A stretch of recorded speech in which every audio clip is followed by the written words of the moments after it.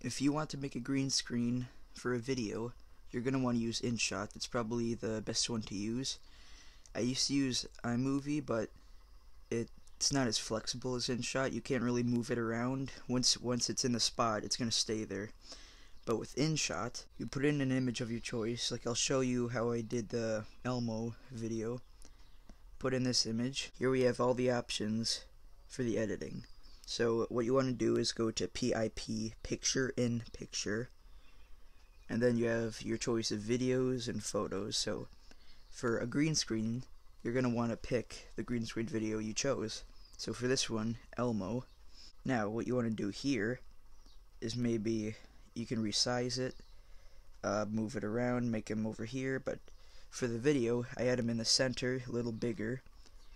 And now to give the effect, you're going to want to click Chroma,